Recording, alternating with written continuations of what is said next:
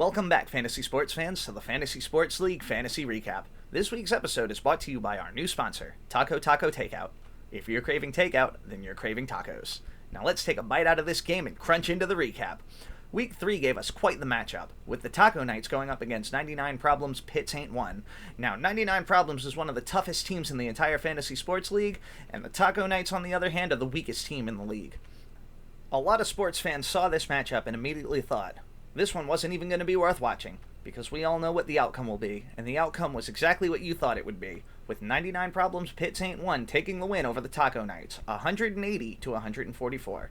The Taco Knights didn't get creamed this week, they got sour creamed, and with that addition of sour cream, that makes it a supreme loss for the Taco Knights. But let me tell you about this game. This was one of the greatest fantasy games I've watched in all my years of fantasy sports casting. This was the ultimate matchup of high-powered, high-scoring offenses, and it had an almost college football rivalry feel to it. It was fast-paced. It was exciting to watch. It was high-scoring. The action in this game never slowed down, and I was rooting for both teams.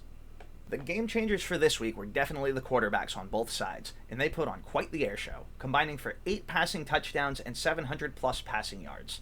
Talk about impressive. Despite the Taco Knights' frustrating loss, now making them the only team in the league without a win, they remain in high spirits. The Taco Knights' Josh Allen was awarded the Taco Takeout Player of the Week, being the highest-scoring player of Week 3. And in a recent interview, the Taco Knights manager was quoted saying, "They've counted us out because we're at the bottom. But once you've hit the bottom, there's nowhere to go but up." Upon stepping down from the podium, he then tripped, dropping his order from Taco Takeout. He then cried a little, but the team reported he was doing much better after they took him to get ice cream and went to watch wrestling. Signing off from Fantasy Sports Media, I'm Fantasy Potts, and this was your Fantasy Sports Recap. Until next week, everybody, have a good night.